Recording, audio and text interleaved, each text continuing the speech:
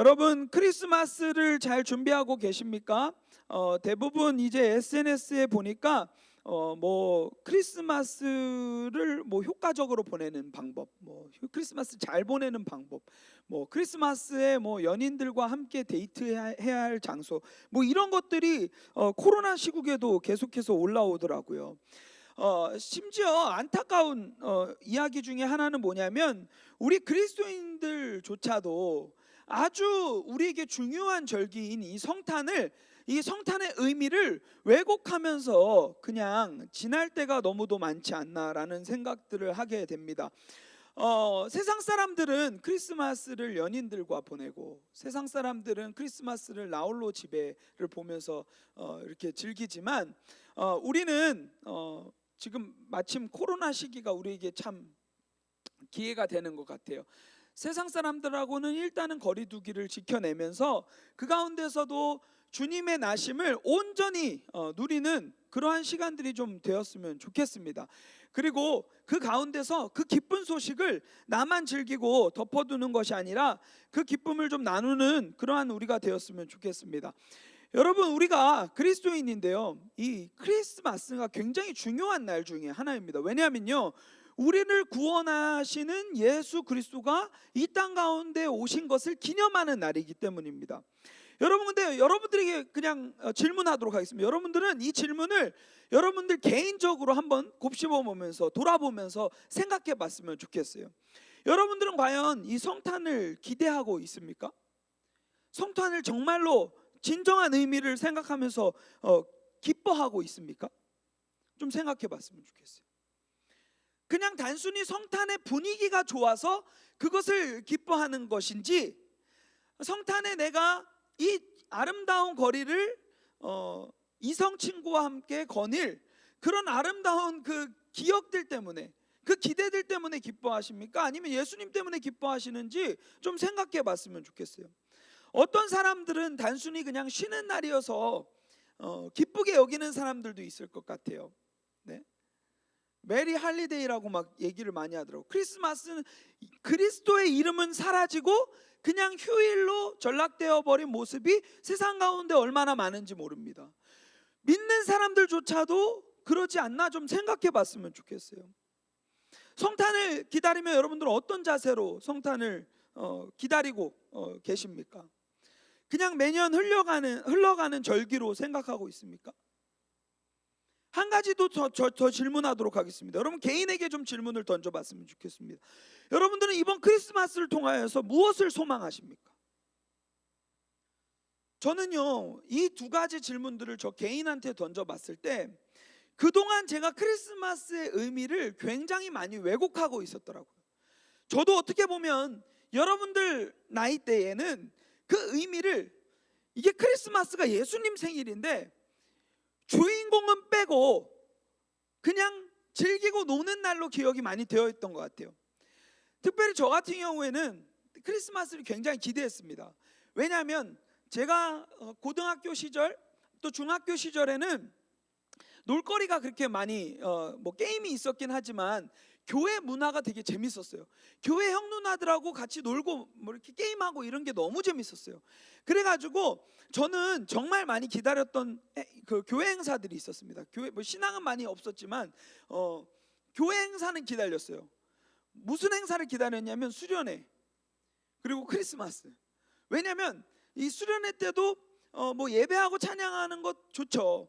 여러분들도 그 추억이 있죠. 근데 그 친구들하고 함께 집중해서 2박 3일 동안 먹고 놀고 자고 같이 예배하고 이러는 모든 순간들이 너무 좋았기 때문에 저는 그것을 되게 기대했었습니다. 또 크리스마스를 기대했는데, 크리스마스를 왜 기대했냐면 예수님이 이 땅에 오셨잖아요. 이것 때문에 기뻐한 게 아니라 이 저희 교회 같은, 제가 자란 교회 같은 경우에는 성탄절 이브에 모여가지고 같이 성탄 전야 발표회를 합니다. 우리 저사랑의 교회도 그런 것들을 하죠. 그래서 지난번에도 우리 고등부가 아까 불렀던 영 이런 찬양을 같이 부르기도 했었는데, 제가 다니던 교회도 그런 시간들을 가졌어요. 그런 전야 파티를 해요. 그리고 전야제가 끝나면 부서들끼리 모여가지고 밤새도록 놀고 막 선물 교환식하고 이게 많이 또 하고 막 이런 시간들을 보냈습니다. 저는 그 시간 너무 좋았어요. 이성과 함께 막 그때 막 포크 댄스 같은 것도 여러분 뭔지 모르죠. 이게 같이 막 이렇게 하는 춤이에요. 막 이렇게 너무 기대됐어요. 그래가지고 교회에서 좋아하는 누나들이나 이런 분들과 같이 뭐 많이 또도 걸리고 막 이러는 것들을 막 기대하면서 지냈던 거죠. 그러고요, 그 모든 프로그램이 끝나면 어떻게 되냐면 이제 집으로 돌아가서 다음날 성탄 예배를 준비하는 것이 아니라 밤새도록 게임을 합니다. 007빵, 뭐 바니바니, 뭐 마피아. 예수님 오시기 전날과 그 도둑 잡는 거랑 무슨 상관이 있는지는 모르겠지만 늘 했어요. 늘. 그러면서 싸우고 의상하고 떠나는 모습들이 너무도 많이 저희 교회 가운데 있었습니다. 근데도 그게 너무 좋았던 거예요. 그렇게 밤새도록 놀다가요, 지쳐서 쓰러져 잡니다. 그러면 어떻게 되는지 아십니까, 여러분? 성탄절에요, 정작 성탄절 예배에는 참여를 안 하는 거예요. 졸려가지고. 예? 여러분, 이게 우리의 모습이라는 거예요. 성탄절에, 이 크리스마스에 진짜 주인공을 모셔다 놓고 생일 파티를 열어줘야 되는데, 그 생일 파티 현장에는요, 예수님 혼자 와서 앉아 계시는데 우리는 어디가 있습니까? 예수님 없는 곳에서 다른 것들을 주인 삼으면서 살았던 모습들이 우리의 모습 가운데 너무도 많은 거죠. 저는 이 모습들을 보면서 굉장히 회개가 많이 나왔어요. 내가 그동안 예수님과 거리두기를 했구나. 코로나가 없었는데요, 내 죄 때문에 성탄의 주인공이신 예수님과 거리두기를 하고 사람들과는 거리를 좁히는 일들이 제 일상 가운데 있었더라고요. 그러면서 여러분들하고 이 성탄의 말씀들을 또 나누고 또 나눈 대로 살아내야 되는데, 이번 성탄에 우리가 붙잡고 그 내용들을 가지고 어떻게 살아내야 될지를 묵상하다가 오늘 이 누가복음의 2장 8절부터 20절까지의 이 말씀이 저에게 온전한 이 기도 제목을 선물해 주는, 위로를 주는 그러한 말씀이어서 여러분들하고 함께 나누려고 합니다. 저는 이번 크리스마스를 기다리면서 무엇을 기대하는가, 무엇을 소망하는가, 저 개인적으로 적어보게 됐어요. 그러면서 적는데 딱 요 문장이 바로 나오더라고요. 그게 뭐였냐면, 코로나가 지속되고 있는 상황 가운데 하루속히 하나님이 모든 인류 가운데 진정한 평화가 임했으면 좋겠습니다. 이렇게 적었어요. 성탄에 이제는 제발 좀 여자친구가 생기게 해주세요. 이런 기대와 소망 물론 한켠에 있습니다. 저 결혼할 겁니다. 여러분, 비혼주의자 아니에요. 그렇게 보지 마셨으면 좋겠어요. 뭐 되게 막 결혼 안 할 것처럼 막 보시는 분들이 많더라고요. 저 할 거예요. 근데요, 이번에 그런 기대와 소망들을 늘어놓기 전에 제일 먼저 나왔던 기대와 소망이 바로 이거였어요. 하나님, 제발 좀 이 코로나 상황 가운데 하루속히 이 모든 인류 가운데 진정한 평화가 임할 수 있도록 인도하여 주시옵소서. 성탄이 그러한 날이 되었으면 좋겠습니다. 단순히 코로나 종식을 얘기하는 게 아니에요. 코로나 종식 물론 그것을 포함하긴 합니다.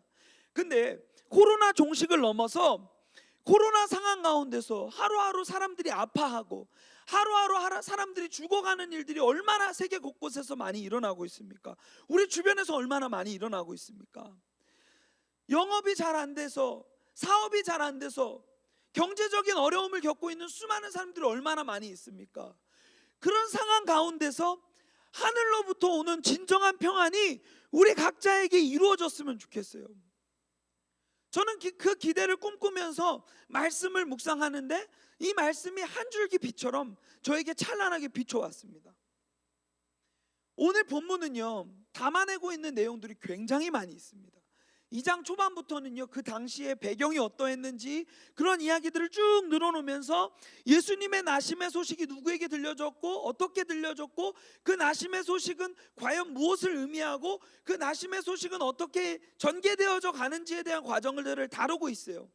근데 오늘 우리가 함께 주목했으면 좋겠는 것은 뭐냐면, 이것이 누구에게 들려졌고 첫 번째로 들었던 이 증인들이 그 평화의 소식, 그 기쁜 소식을 가지고 어떻게 살아냈는지에 대한 부분들을 듣고 우리가 그 내용들을 우리의 삶의 내용으로 삼고자 합니다.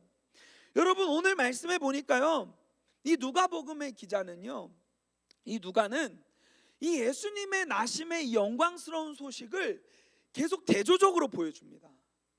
어떤 대조입니까? 1절에 보니까요, 가이사 아구수도라는 사람이 등장합니다. 이 사람은 뭐냐면요, 로마의 황제인데 어마어마한 절대 권력을 가진 자를 뜻합니다. 이 사람이요, 말한 즉 이루어지고, 이 사람이 여기 로마 사람들 그리고 유대 땅에 있는 사람들은요, 이 황제가 내린 그 말의 내용들을 복음으로 여길 정도로 그렇게 절대 권력으로 삼으면서 살아왔어요. 근데 그 절대 권력의 아주 대조적인 그림으로 예수님의 등장이 이루어지는데, 그 예수님의 등장의 소식을 누가 듣냐면 우리 8절입니다. 여러분 눈으로 말씀을 보면서 좀 따라왔으면 좋겠어요. 그 지역의 목자들이 밤에 밖에서 자기 양떼를 지키더니, 무슨 일이 일어나냐면 가이사 아구수도가 로마 이 총독이 영을 내렸어요. 무슨 영을 내렸냐면 이제 그 호적을 신고하라는 거죠. 그 호적 신고를 하는데 이 호구조사 같은 그런 것들을 하는 거죠. 그런 것들을 통해서 뭘 이루려고 합니까?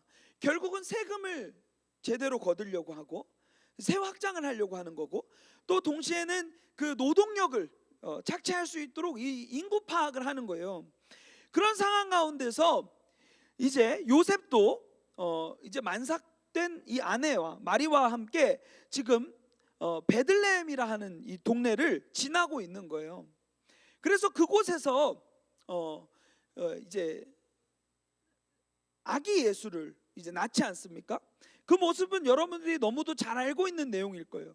여기 7절에 보니까 첫 아들을 낳아 강보로 싸서 그 위에 뉘었으니 이는 여관에 있을 곳이 없음이로라. 사실상 요셉은요, 그 지역에 사랑방을 얻어서 쓸 수 있는 그러한 가문의 출신이었습니다. 근데요, 방이 없었어요. 손님을 받을 방이 없었다는 거예요. 이거는 단순히 여관, 그냥 숙소를 이렇게 숙박업을 하는 그런 여관이 아닙니다. 누가복음 10장에 나오는 선한 사마리아인, 거기에 이 주점이라는 단어랑은 이 단어는 다릅니다. 이 단어는 손님을 위한 방을 뜻하는데요, 그 방이 없어가지고 어디다가 누이게 됩니까? 구유에 누이는 거죠. 여러분, 여기서 대조를 발견할 수 있어요. 가이사 아구수도 절대 권력인 그러한 상황 가운데 예수 그리스도, 진정한 우리의 왕이신 예수 그리스도가 탄생하신다는 이야기가 대조적으로 등장합니다. 근데 아구수도는요, 절대적 권력을 가졌기 때문에 수많은 재산과 수많은 권력들을 가지고 있었던 사람이에요. 근데 예수님의 오심의 이 모습은 굉장히 초라합니다. 구유엔이요, 누일 방조차 없었어요. 베들레헴이라는 그런 작은 마을에서 태어나십니다. 저는요, 이 말씀이 우리에게 정말 소망이 된다는 것을 저는 확인할 수 있었습니다. 예수님의 나심의 소식이 저 예루살렘 그 한복판에서 이루어지는 것이 아니라 저 작은 마을 베들레헴, 이것은 무엇입니까? 구약에서 하나님께서 우리에게 약속하신 그 예수님의 나심의 그 소식, 그 소식들과 아주 잘 잇대어 맞는 그러한 표현인 것입니다. 아주 작은 시골 마을에서 심지어 구유에 뉘어서 태어나신다는 거예요. 근데요, 이 소식을 들었던 최초 발견자, 최초 증인들의 이야기가 더욱더 우리에게 감동을 줍니다. 그것은 뭐냐면 아까도 읽었죠, 8절. 그 지역의 목자들이, 여러분, 예수님의 이 나심의 소식들을 보았던 최초 목격자들은 누군지 아십니까? 어떤 유명인이나 어떤 유명 언론사들을 통하여서 전파된 것이 아닙니다. 여기서 이 목자라는 표현을 통하여서 누가는 보여주고 싶은 게 있어요. 바로 뭐냐면 지극히 평범한 자들에게 이 복되고 귀한 소식, 이 평화의 소식이 들려졌다는 것을 얘기해 주고 있습니다.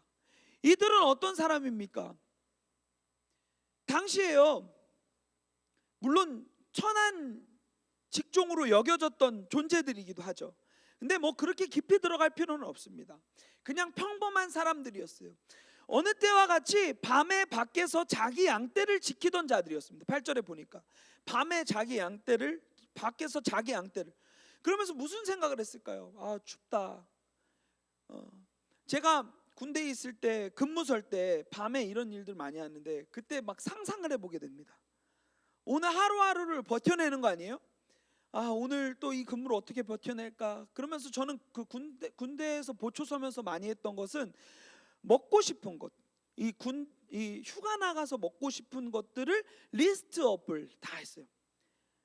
2시간 동안 리스트업을 하는데 100개가 넘게 막 나오더라고요. 그러면서 그걸 가지고 휴가 때 나가서 막 체크하면서 막 먹고 그랬었어요. 아마 이 목자들도요, 밤에 밖에서 초라하게 양들을 지키고 있었을 거예요. 무슨 생각을 했는지는 성경이 기록하고 있지는 않지만 아마 그 당시에 이들도 그런 생각들을 많이 했을 거예요. 진정한 평화의 왕이 이 땅 가운데 오셔서, 그 메시아가 이 땅 가운데 오셔서 우리를 자유하게 하고 우리에게 온전한 평화를 주셨으면 좋겠다. 그러한 고백들을 하면서 아마 양을 치지 않았을까 저는 생각해 보게 됩니다. 근데 정말 지극히 일상적인 그 일상 가운데 천사들이 나타나 이 복음의 복된 소식을 전합니다. 여러분 지금 시험 기간을 보내고 있죠? 저는 오늘 이 8절의 말씀이 여러분들의 지금 이번 주 일상 가운데 나타났으면 좋겠습니다. 그동안 크리스마스의 진정한 의미를 깨닫지 못했던 여러분들 가운데 밤에 주님께서 친히 찾아가 주셔서 지극히 평범한 일상을 누리고 있는, 밤에 여러분들 남들 다 자고 있는 그 시간에 공부하는 그러한 현장 가운데 예수님이 찾아가 주셔서 자신이 정말 복음이요 복되고 기쁜 평화의 소식이라는 것을 직접 계시하시는 은혜가 충만하게 이루어졌으면 좋겠습니다. 오늘 이 말씀을 통하여서 보여주고 있는 것, 목자, 지극히 평범한 자, 오늘 설교 제목이죠. 지극히 평범한 자들에게 이 소식이 하나 들려오기 시작합니다. 9절 말씀입니다. 주의 사자가 곁에 서고 주의 영광이 그들을 비춤에 크게 무서워하는지라. 하늘로부터 갑자기 빛이 임했어요. 그러고 나니까 그 빛 가운데 사람들은, 여기 이제 목자들은 두려워했던 거죠. 왜냐하면요, 그들은 한 번도 경험해 보지 못했던 빛이거든요. 외롭고 고독하고 힘든 일상 가운데 한 줄기 빛이 온전히 임한 거예요. 우리에게, 이 목자들에게 임한 거예요. 그러면서 그들이 무서워하니까 천사들이 이렇게 얘기합니다. 천사가 이르되 무서워하지 말라. 10절 말씀이죠. 그러면서 뭐라고 얘기합니까? 너네들이 무서워하지 말 이유가 있다. 너희들 안심해라. 그 이유가 있다. 무엇입니까? 보라, 내가 온 백성에게 미칠 큰 기쁨의 좋은 소식을 너희에게 전하노라. 여기서 기쁨의 좋은 소식이 복음입니다. 복음. 여러분들이 잘 알고 있는 복음. 좋은, 안겔리온, 소식, 좋은 소식, 굿뉴스라는 거예요. 왜 좋은 소식입니까? 그분이 이 땅 가운데 오신 그 소식이 왜 좋은 소식입니까? 11절의 말씀에 그 이야기를 얘기해 주고 있는데, 오늘 다윗의 동네에 너희를 위하여 구주가 나셨으니, 그 구주, 우리를 구원할 그 구세주, 그 주님은 너희를 위하여서 이 땅 가운데 오셨기 때문에 이것이 좋은 소식이라는 거예요.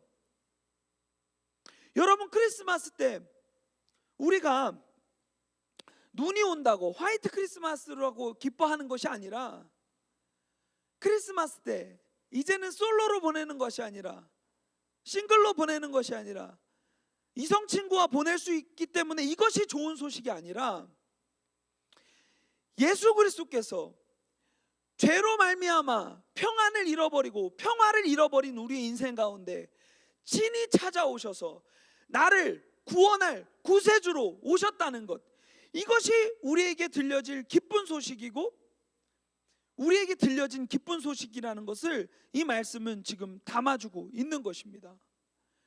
그 당시의 기쁜 소식이라 함은 아까도 말씀드린 것처럼 황제와 관련된 좋은 일들이 일어났을 때 당시 사람들은 그것을 복음으로 여겼습니다.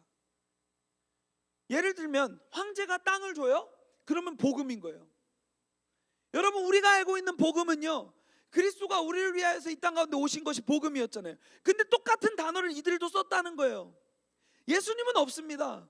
예수님은 없는데 로마 황제가 우리에게 좋은 일들을 베풀면 그것은 복음이라고 얘기했어요. 로마가 전쟁에 나가서 이겼어요? 그러면 그 기쁨 승전보가 들려올 거 아니에요? 그것을 복음으로 여겼어요.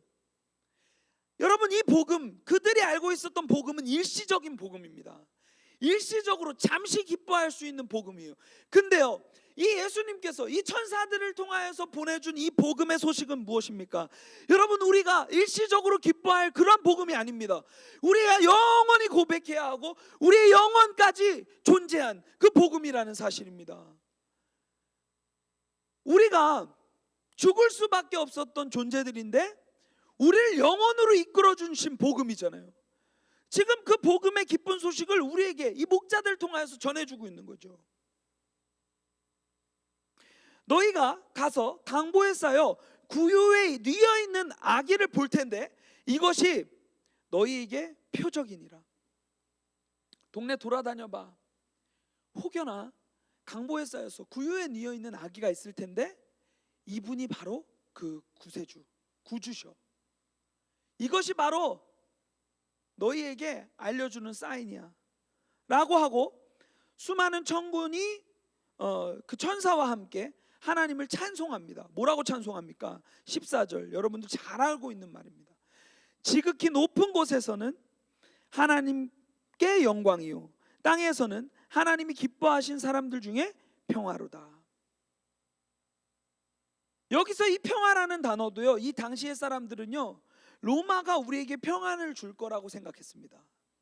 이 황제가 우리에게 평안을 줄 거라고 생각을 했습니다. 근데요, 지금 이 천군 천사가 우리에게 들려준 이 복음의 노래, 이 찬송의 내용은 뭐냐면 이 평안은요, 하늘로부터 임하고 주님으로부터 임한다는 것입니다. 단순히 우리가 눈에 보이는 일시적인 필요를 채우는 것을 넘어서 우리의 영혼이 온전히 구원을 얻게 되는 진정한 평화가 임하게 된다는 것을 이야기해 주고 있는 것입니다. 이 평화라는 단어, 여러분들 잘 알고 있는 단어입니다. 아까 신정식 선생님이 인사했는데 샬롬이라는 단어예요. 이 샬롬이 평안을 선포하는 단어예요. 이 샬롬은요, 언제 쓰여졌던 단어입니까? 하나님이 세상을 창조하시고요, 아담이 하와가 범죄하기 이전에 하나님과 누리던 상태, 하나님과 누렸던 이 관계의 상태를 샬롬이라고 합니다. 근데 어떻게 됩니까? 인류의 범죄로 말미암아 이 화평이 끊어져요. 평화가 끊어져요. 이 모든 인류는 이 평화를 잃어버렸습니다. 로마가 주는 평화는 아주 일시적인 평화겠죠. 잠시 먹고 마치 아이스크림과 같아요. 잠시 달콤하고 순식간에 없어져 버리는 그러한 평화라는 거예요. 근데요, 예수 그리스도께서 우리에게 주시는 이 평화, 하나님께서 우리에게 주신 이 평화는요, 영원한 평화라는 거예요. 이 평화를 한번 지는 순간 우리는 영원한 존재가 되어서 우리가 잃어버렸던 그 하나님과 영광스러운 그 사귐, 그것을 우리가 누리게 된다는 것을 얘기해 주고 있습니다. 저는 이 말씀이 너무 감동이 됐어요. 왜요? 여러분, 우리가요, 솔직히 우리가 범죄하지 않았습니까? 우리가 범죄했잖아요. 우리가 하나님을 대적하며 범죄했잖아요. 하나님을 우리가 싫어했잖아요.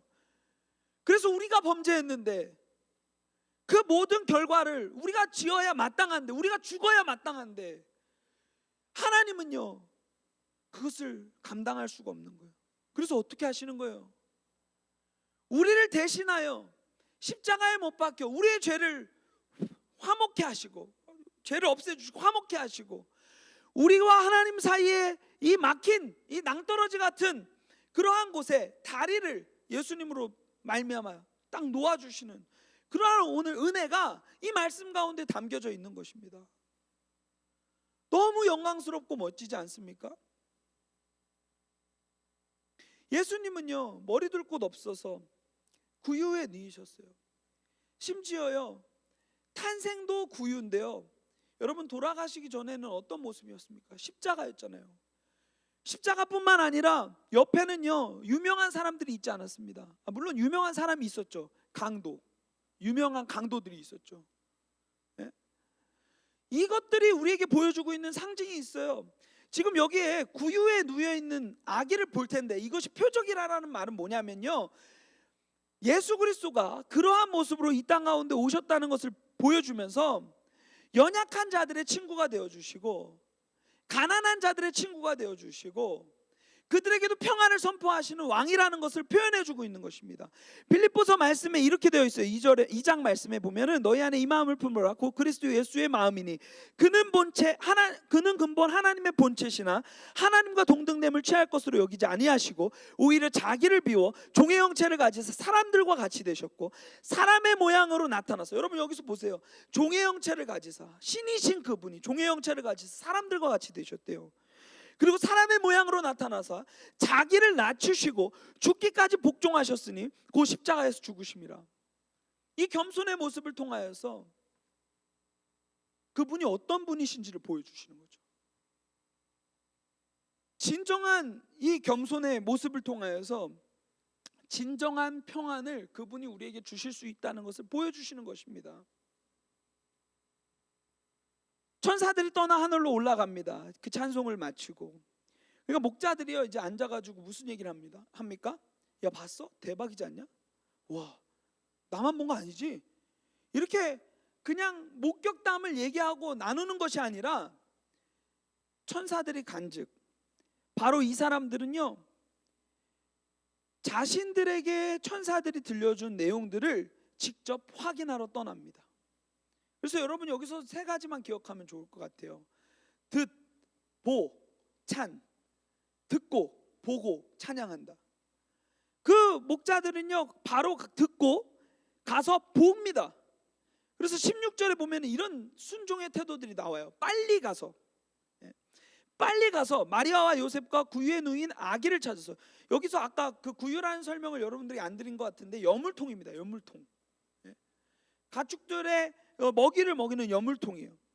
거기에 누인 아기를 찾아 떠납니다. 이 목자들은 베들레헴 인근에서 양을 목축하고 있었기 때문에 아마도 이 지역을 잘 알지 않았을까 싶어요. 떠납니다. 그래서 봅니다. 그리고요 그 천사가 자기들에게 이 아기에 대해서 말한 것들을 전하게 되죠. 발견한 다음에. 그러면서 18절에 보니까 듣는 자가 다 목자들이 그들에게 말한 것들을 놀랍게 여깁니다. 근데요 갑자기 여기서 마리아는 어떤 태도를 지니냐면요 19절에 보니까 이 모든 말을 마음에 새기어 생각하니라. 여기에 마음에 새기어 생각하다라는 표현은 뭐냐면요 퍼즐 조각을 맞춘다는 표현이에요. 해석된다는 표현이에요. 이 말은 뭐냐면요 하나님이 나에게 주신 꿈, 하나님께서 나에게 주신 예수 그리스도의 탄생의 소식, 그 복음이 이들의 고백을 통하여서 하나하나 퍼즐 조각이 맞춰지고 해석되어지는 거죠. 심지어 여러분 생각해 보세요. 왜 가이사 아고스도를 통하여서도요 하나님은 일하세요. 어떤 일을 펼치십니까? 호적하라고 명령을 하지 않았으면 이 베들레헴에서, 이 작은 마을에서 예수 그리스도가 태어날 것이라는 이 예언의 성취가 애매하게 이루어질 수 있을 것 같아요. 근데 가이사 아고스도, 이 어마어마한 이 황제의 영을 통하여서도 하나님은 일하시는 거예요. 다 그분의 오실 길을 준비한 흔적이었던 거죠. 그러면서 그 일들을 마치고 20절에 보니까 목자들은 자기들에게, 우리가 읽었던 말씀이죠, 이르던 바와 같이 듣고 본 그 모든 것으로 인하여서 어떻게 합니까? 결론은 하나님께 영광을 돌리고 찬송하며 돌아가니라. 여러분 이게 우리의 고백이 되었으면 좋겠어요. 여러분 이런 상황 가운데서 우리가 지금 이제 마지막으로 이 이야기만 하고 마칠 건데요, 여러분들이 이 이야기를 통하여서 좀 발견했으면 좋겠습니다. 첫째는 뭐냐면요, 평화가 없는, 평안을 잃어버린 우리의 인생 가운데 예수 그리스도는 평화의 왕으로 이 땅 가운데 오셨다. 시간을 뚫고 이 땅 가운데 오셨다. 그는 멋있는 모습, 화려한 모습으로 이 땅에 오신 것이 아니라 구유에 놓여서 그 구유에 놓인 것은 무엇을 의미한다고 했어요? 가난하고 천하고 소외된 자들의 친구가 되어 주신다는 것을 보여주는 아주 좋은 표적이 됩니다. 심지어는 이 소식이 첫 번째로 목자들에게 들립니다. 아주 평범하게 일상을 사는 사람들, 우리와 같은 존재들이죠. 여러분, 제가 여러분들에게 선언해요. 여러분, 우리의 일상 가운데 이 은혜가 온전히 목자들에게 임한 것처럼 우리에게도 임했으면 좋겠습니다. 이번 성탄이 단순히 세상 사람들과 동일하게 즐기는 그런 성탄이 되지 않았으면 좋겠어요. 세상 사람들이 즐기는 성탄 잠시 덮어두고 하나님의 말씀으로부터 오는 것을 듣고 보고, 그리고 결론은 그날에 하나님의 영광을 노래하는 존재로 나아가는 진정한 그리스도인들이 되었으면 좋겠습니다. 지극히 평범한 자들에게 하나님은 이 비범한 소식을 증거해 주셨습니다. 복음의 복된 소식, 그것을 들려주셨습니다. 여러분들이 그 은혜를 기억하면서 계속해서 살았으면 좋겠어요. 성탄절을 잘 보내는 비결, 여러분, 나홀로 집에 다운받고 그것을 준비하는 것이 아닙니다. 시리즈 잘 준비하는 것이 아닙니다. 여러분, 무엇을 볼까? 넷플릭스에서 볼만한 컨텐츠들을 정리해 놓는 것, 그거 아닙니다. 무엇을 먹을까? 이번 성탄에는 어디를 가볼까? 어디가 이쁘다던데? 이거 아닙니다. 그 전에 이성 친구를, 지금 며칠 안 남았는데 이성 친구를 사귀고 준비하는 것, 이거 아닙니다. 여러분, 성탄을 잘 보내는 비결은요, 말씀을 통해 성탄의 진정한 의미를 듣고 그것을 내 삶 가운데서 발견하는 거예요. 평안이 없었던 나에게 그리스도의 오심이 나에게 의미를 부여해 준 것을 발견해야 되는 거예요. 그리고 결국은 그것을 전하는 것입니다. 우리만 즐겁고 우리만 행복한 크리스마스가 되면 안 됩니다. 그리스도인들만, 특정한 이 멤버들만 즐기는 행사가 돼서는 안 돼요. 세상 사람들은요, 자꾸 헛된 평안과 헛된 평화를 갈구하며 살아가요. 여러분, 진정한 평안과 진정한 평화를 선물해야 합니다. 세상 사람들과는, 이번 성탄은 세상 사람들과는 잠시 거리를 두고, 정서적 거리 말고 잠시 물리적으로는 거리를 두고 예수님과는 거리를 좁히고 주님께서 들려주시는 그 이야기들을 또 다시 한 번 더 세상 가운데 선포하며 나아가는 그러한 우리가 되었으면 좋겠습니다. 여러분들이 오늘 이 들은 말씀을 생각하면서 나는 그럼 내가 전해야 될 소식은 무엇인지를 깊이 생각하고, 또 우리가 크리스마스를 어떻게 준비할지를 깊이 생각하며 나아가는